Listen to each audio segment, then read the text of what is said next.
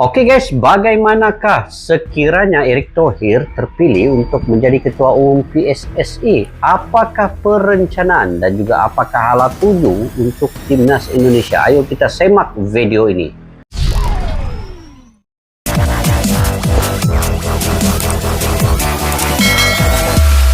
Assalamualaikum dan salam sejahtera. Selamat bertemu kembali di channel Askalani Studio. Kepada yang baru menonton channel ini guys, saya mendoakan agar kalian dimurahkan rezeki, diberikan kesehatan, dan juga sentiasa kalian sukses dalam apa juga bidang yang kalian usahakan. Dan kepada yang sudah subscribe channel ini, saya juga mendoakan semoga kalian dirahmati dan sentiasa dilindungi oleh Allah Subhanahu wa Ta'ala. Oke guys, video react pada kali ini terkait dengan beberapa kabar yang terbaru daripada channel Garuda Space guys. Pada yang baru ketemu juga channel Garuda Space nih, kalian boleh subscribe dan support dengan menekan butang lonceng, like, share, dan komennya. Jadi di video pada kali ini Erick Thohir mendukung penuh untuk STY memimpin ataupun menjadi pelatih lagi kepada timnas ini, sehingga timnas ini benar-benar ataupun betul-betul menjadi timnas yang sangat digeruni di Asia Tenggara ini juga guys. Jadi saya tertarik dengan Erick Thohir ini guys. Beliau mempunyai pengalaman yang cukup banyak. Dia pernah memimpin Persis Solo, dia juga pernah memimpin Inter Milan. Ini klub bukan alang-alang klub guys, klub yang paling terkenal di dunia. Nah, di Italia dia juga pernah memimpin Oxford United, dan dia juga merupakan mantan presiden ANTV. Begitu juga dia ini adalah ahli jawatan kuasa Olimpik antarabangsa. Jadi daripada segi pengalaman beliau ini guys, beliau pasti bisa untuk memimpin klub bola sepak yang ada di mana-mana pun, dan layak untuk menjadi ketua umum sepak bola di Indonesia ini. Kalau mengikut dari segi pengalaman dan juga pencapaian-pencapaian yang beliau lakukan ini yang saya tertarik dalam video pada kali ini. Jadi kita semak dulu video ini guys. Judulnya ialah Kabar Baik, Legenda Timnas Temukan Pemain Keturunan Tanpa Naturalisasi. Erick Thohir dukung penuh STY. Apapun, kita sama-sama lihat video ini sampai habis guys. Ini Erick Thohir guys.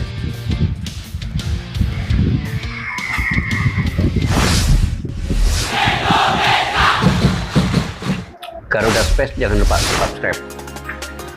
Dukungan fasilitas Timnas Erick Thohir, Puji Sintayong. Dukung fasilitas Timnas Erick Thohir, Puji Sintayong. Oke. Sebab fasilitas itu yang perlu infrastruktur. Di tengah berembusnya kabar kontrak Sintayong bersama Timnas Indonesia, Menteri BUMN Erick Thohir turut memberikan dukungan jelang pemilihan Ketua Umum PSSI. Sebagaimana diketahui, masa depan Sintayong sempat dipertanyakan akibat tidak mampu mempersembahkan gelar Piala AFF 2022 untuk Timnas Indonesia. Ditambah dengan kontraknya bakal berakhir pada penghujung tahun ini. Penghujung 2023 menanggapi hal berakhir. tersebut, Erick Thohir menegaskan bahwa pelatih kelas dunia pun akan kesulitan jika Timnas Indonesia tidak berbenah dari awal. Erick Thohir juga menyinggung nihilnya training center buat Timnas Indonesia. Dia menilai bahwa tim berjuluk skuad Garuda itu butuh dua pemusat latihan yang suhunya berbeda. Kita itu tidak bisa membentuk Timnas Indonesia kemarin. Kita harus melihat apa yang dibutuhkan. Sintayong pelatih bagus. Kalau perlu pemusat latihannya ada dua, yang udaranya panas dan udara yang dingin. Supaya apa? Ketika para pemain bertanding, mereka sudah adaptasi. Ada yang panas. Ini barulah dia udaranya panas, udara dingin. Dia mau menyediakan fasiliti seperti itu guys. Jadi pemain kan dapat adaptasi dan juga serasi dengan keadaan cuaca ini. Ini yang wawasan hala tujunya kita nampak lah kan, ucap Erick Thohir. Lebih lanjut, Erick menegaskan selalu belajar dan berkaca dari Jepang yang dianggapnya berhasil dalam membangun ekosistem sepak bola yang dibuktikan lolos ke babak 16 besar Piala Dunia 2022. Pengalaman Erick Thohir di dunia olahraga, terutama sepak bola nasional dan internasional, bisa dikatakan tidak perlu diragukan lagi. Dia sangat kenyang dengan sepak terjangnya. Di dunia si kulit bundar Indonesia, Erick Thohir pernah menjadi Direktur Keuangan Persija Jakarta pada tahun 2002 hingga 2004. Persija pun dia pernah juga, Wakil Komisaris Utama Persib Bandung pada tahun 2011 hingga 2019, hingga pemegang saham Persis Solo sejak 2021. Dalam sepak bola mancanegara, Erick Thohir adalah pemegang saham klub Major League Soccer atau MLS Amerika Serikat, DC United pada 2012 hingga 2018. Owner sekaligus Presiden Inter Milan pada tahun 2013 hingga 2019. Sampai pemilik saham klub kasta ketiga Liga Inggris Oxford United sejak 2022. Pengalamannya bukan alang-alang guys. Ini bukan kaleng-kaleng punya pemimpin dalam olahraga nih, sepak bola. Segera jadi agenda resmi FIFA, Rusia dan Australia berpeluang ambil bagian di Piala AFF 2024. Hei, ini kalau betul oke lah. Ajang sepak bola paling bergengsi di Asia Tenggara Piala AFF direncanakan bakal masuk agenda resmi FIFA. Wacana tersebut diungkapkan langsung oleh Presiden FIFA, Gianni Infantino. Dia menganggap jika Piala AFF harus ditingkatkan dan dibuat semakin berkembang. Melihat hal tersebut tentunya akan sangat menguntungkan bagi tim-tim yang berpartisipasi. Mengingat mereka akan diperkuat oleh para pemain andalan usai pihak klub wajib melepas sang pemain untuk membela negaranya. Selain itu terdapat dua negara yang diyakini akan ikut ambil bagian pada Piala AFF edisi berikutnya, yakni 2024 mendatang. Dua negara tersebut yakni Rusia dan Australia. Rusia sendiri diketahui kemungkinan akan gabung ke Asia. Dewan Olimpiade Asia atau OCHA sebelumnya memberikan lampu hijau kepada Rusia untuk masuk ke dalam bagian dari wakil Asia di turnamen internasional, menyusul tidak diterimanya mereka di Eropa akibat dari perang Rusia-Ukraina. Sementara Australia sendiri memang sejatinya anggota ASEAN. Mereka merupakan salah satu negara yang masuk ke dalam Asia Tenggara. Tentunya jika tapi Australia sudah pernah ikut nih AFF nih, yang U16 pun dia ada ikut nih. Hal itu benar terjadi, maka Piala AFF diyakini akan berjalan kian menarik. Ajang tersebut juga akan semakin berkembang dengan diikuti oleh dua negara kuat, yakni Rusia dan Australia. Oh, ini Rusia ini. Hebat nih Rusia, pernah Piala Dunia juga. Debut bersama PSIS, pemain keturunan Jerman berpotensi gabung timnas U20. Oh, ada lagi ya? Dari Jerman ini.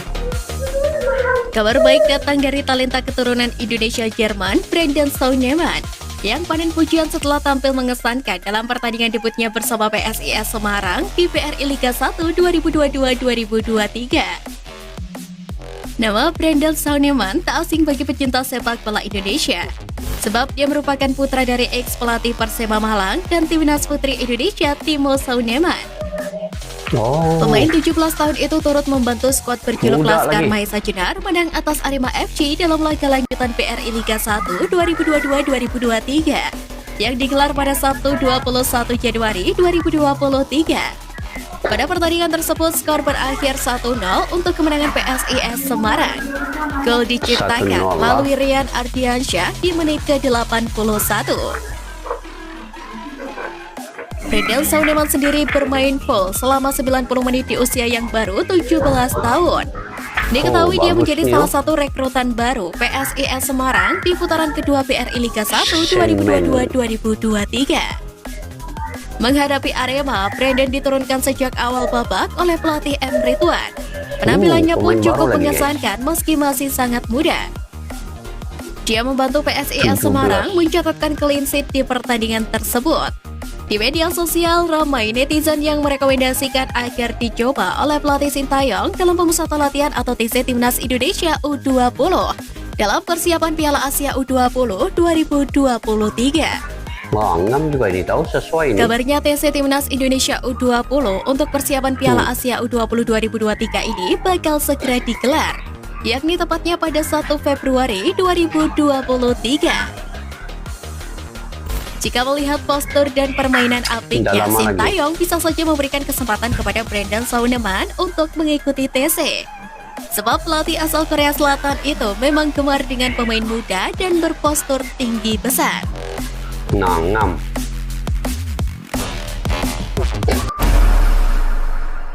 Oke guys, Indonesia sekiranya di bawah kendalian kepimpinan Erick Thohir ini, saya menjangkakan mungkin ada banyak perubahan yang akan dilakukan oleh Erick Thohir ini guys.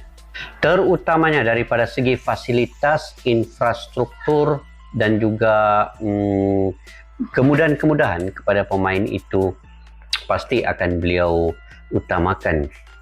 Kerana paling penting dalam sepak bola ini adalah fasilitas, sekiranya itu dapat dibangunkan segera untuk pemain. Seberapa banyak pemain pun yang datang dan mereka dapat latihan dengan kemudahan yang ada, dengan hati yang gembira guys sebenarnya kepada pemain ini. Pemain ini sebenarnya banyak berbakat. Di Indonesia ini berbakat, berpotensi, pemain muda cukup banyak. Tetapi apabila fasilitas itu agak kurang, untuk latihan pun tidak memenuhi standard dan kriteria yang diperlukan, maka itu akan merencatkan sedikit usaha-usaha untuk membangunkan sepak bola di Indonesia.